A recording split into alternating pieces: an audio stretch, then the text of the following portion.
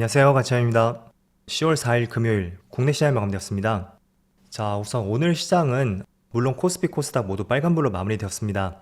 하지만 시장이 끝나고 주목할 이슈가 두 가지가 있어요. 첫 번째는 금투세 문제. 지금 유예 쪽으로 가닥이 잡힌 것 같은데 확실한 것은 조금 더 시간을 두고 지켜보고요. 그리고 오늘 밤에 고용지표 발표도 앞두고 있습니다. 그래서 주말 전에 이 두 가지 재료를 한번 살펴보시면 좋을 것 같습니다. 자, 어쨌든 오늘 코스피는 플러스 0.3%로 마무리되었고 또 코스닥은 0.9%로 마무리되었습니다. 그래서 양시장 모두 빨간불로 마무리되었고 그리고 시가총액 상위 종목들을 보면 오늘은 반도체 관련주의 흐름이 나뉘었습니다. 하이닉스는 3% 가까운 상승이 나왔다면 반대로 삼성전자는 오늘도 1% 이상의 하락이 나왔었죠. 그리고 조금 부진했던 업종이 금융주라든지 또 2차전지 관련주 이쪽의 흐름이 좋지 못했었고 그리고 코스닥은 2차전지 관련주 에코프로 그룹주의 흐름이 굉장히 좋지 못했습니다. 그리고 그 외의 종목들을 보면 대체적으로 제약바이오 업종들의 흐름이 좋았었고요. 전반적으로 흐름 자체는 좋았던 것 같네요. 그리고 코스피 수급을 살펴보면 오늘은 다행히도 외국인의 이탈은 없었고요. 기관만 나홀로 순매도가 나왔습니다. 그리고 반대로 코스닥은 기관과 외국인의 많은 순매수가 들어왔었네요. 그리고 삼성전자 오늘도 외국인의 3천억이 넘는 많은 순매도가 나왔고요. 지난 9월 3일 이후부터 한 달 내내 계속 순매도만 찍히고 있습니다. 그리고 반대로 하이닉스는 다시 한번 외국인의 순매수가 들어왔었죠. 그리고 2차전지 관련주 삼성 SDI 또 LG 에너지솔루션 오늘은 두 종목 모두 외국인의 순매도가 있었습니다. 자, 그럼 이어서 주차별 매매 동향에 대해서 살펴보도록 하겠습니다. 10월 4일 외국인이 가장 많이 매수한 종목은 하나에어로스페이스, 고려아연, 알테오젠, SK하이닉스, 유한양행 이렇게 순서대로 매수를 했고 그리고 기관은 하나인더스트리얼, 삼성바이오로직스, 알테오젠, 리가켄바이오, 에인소프트 이렇게 순서대로 매수를 했습니다. 이어서 해증시를 보겠습니다. 우선 어제는 국내 시장은 휴장이었습니다. 그런데 다행히도 전날의 미국 증시의 흐름은 괜찮았고 지금 나스닥을 보시면 지난주 수요일 저녁이었죠. 그때도 소폭의 빨간불로 마무리되었고 또 어제도 비슷하게 마무리되었습니다. 그래서 별다른 특징적인 움직임은 나오지 않았고요. 또 S&P 500도 마찬가지였고 다우지수도 마찬가지였습니다. 자, 반면에 반도체 쪽에서는 이틀 동안의 약간의 상승 기조가 이어졌습니다. 그래서 이틀 동안 전체적으로 2% 가까운 상승이 있었고 그 때문에 국내 시장은 SK 하이닉스를 중심으로 해서 반도체 관련주는 그래도 나쁜 흐름은 나오진 않고 있습니다.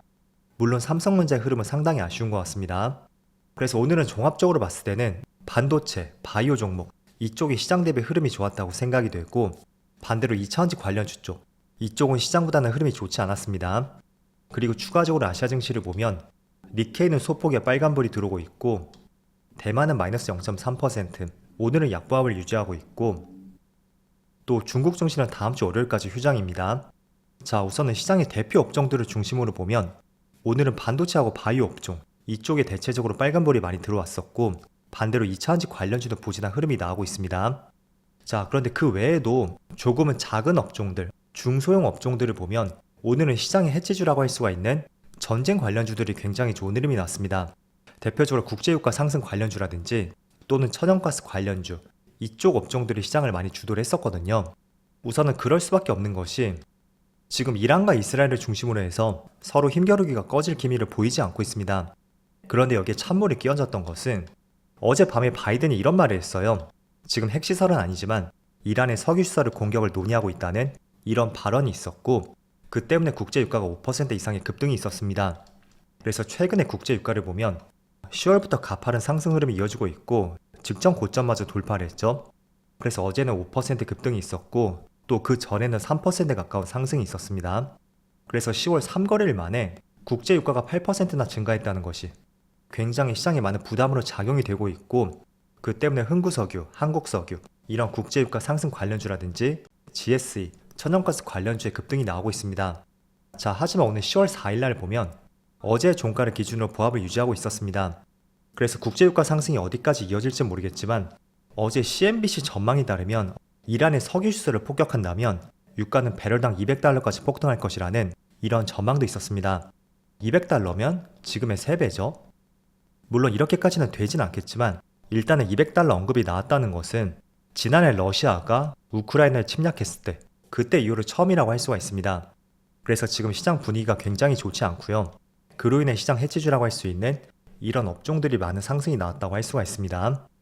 자, 그렇지만 조금은 길게 본다면 항상 지정학적인 리스크, 그거는 시장에 큰 영향을 미치지 못했습니다. 물론 3년 전에 러우 전쟁 당시, 그때는 조금은 다른 케이스라고 할 수가 있습니다. 하지만 그렇게 심각한 상황으로 가지만 않는다면 항상 이런 지정학적 리스크는 단발적인 리스크에 끝날 가능성이 있고, 그렇지만 지금 시장 분위기가 굉장히 좋지 않죠? 때문에 정말로 이런 언급들이 실제 어디까지 진행이 될 수 있는지 그런 내용들을 계속 살펴봐야 될 것 같습니다. 그래서 첫 번째로 중동 지정학적 리스크에 대해서 말씀드렸고요. 또 반대로는 2차원지 관련주의 흐름이 굉장히 좋지 않잖아요. 일단 어제 국내 시장의 휴장일 때 크게 세 가지 이슈가 있었습니다. 일단은 첫 번째로 3분기 차량 인도량이 기대치를 미치지 못했고요.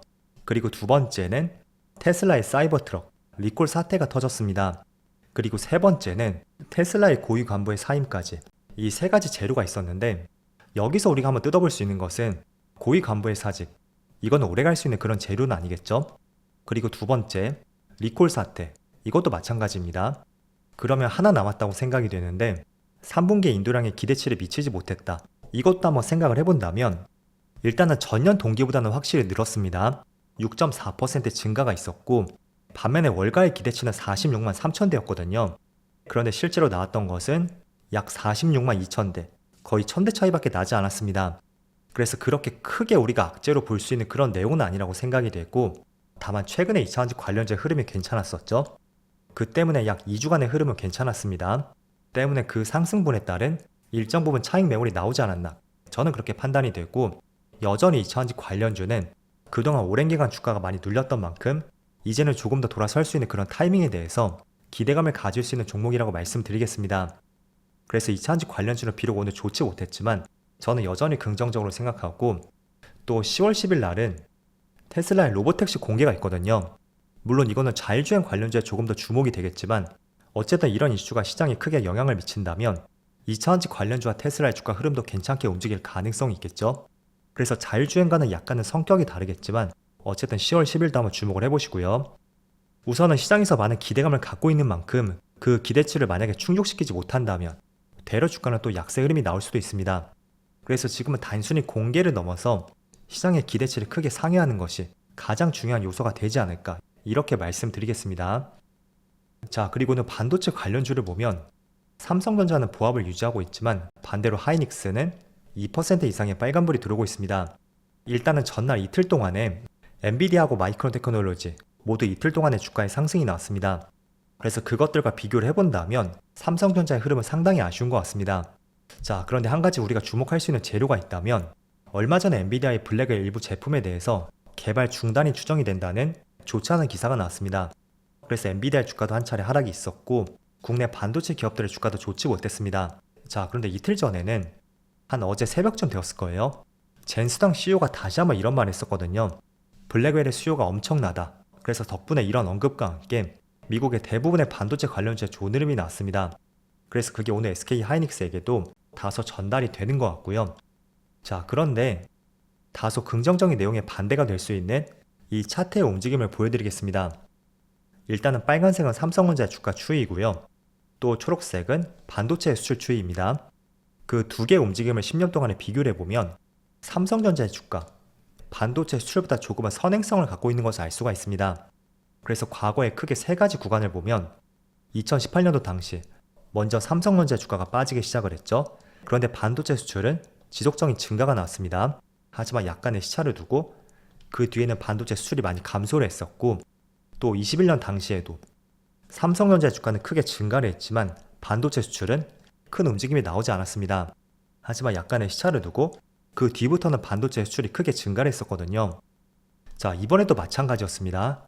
23년도 당시 이때도 삼성전자 주가가 먼저 움직이기 시작했고 그 뒤를 이어서 반도체 수출 데이터가 굉장히 잘 나왔거든요.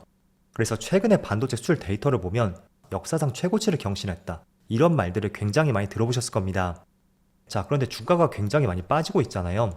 혹시나 정말로 이게 과거처럼 선행성을 가진다면 지금 당장은 반도체 수출 데이터는 굉장히 좋지만 이게 몇 개월 뒤에는 지금의 주가처럼 수출 데이터가 꺾일 가능성을 제시한다고 할 수가 있고, 그런 점들을 우리가 차트의 추이를 한번 고려해 볼 수 있는 중요한 추이가 될 것 같습니다.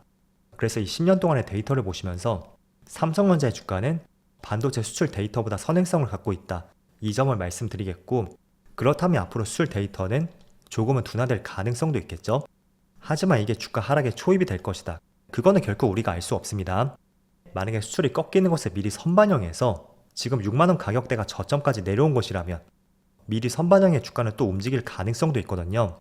그래서 지금 당장의 주가만 보고 판단하지 마시고요. 앞서 젠수당 CEO의 언급이라든지 또 제가 며칠 전에 말씀드렸었던 삼성전자의 PBR 추이, 그런 것도 많은 도움이 될 수가 있을 거예요. 그래서 이 종목은 어쨌든 선행성을 띠는 종목인 만큼 반도체는 특히 내년을 위해서 바라볼 수 있는 업종이 돼야 된다고 말씀드릴게요. 자, 어쨌든 이번 주도 한 주가 끝이 났는데 종합적으로 코스피의 시장 흐름이 결코 좋지 못합니다. 때문에 최소한 이번 달 초만큼이라도 시장을 보석을 보는 것을 권장해 드리겠고요. 또 이어서 하반기는 지금보다 나은 시장이 될 수 있기를 같이 한번 기대해보자고 말씀드릴게요. 자, 그럼 한 주 동안 정말 수고 많으셨고요. 저는 다음 주 월요일 영상에서 다시 찾아뵙도록 하겠습니다. 모두 즐거운 주말 되세요. 감사합니다.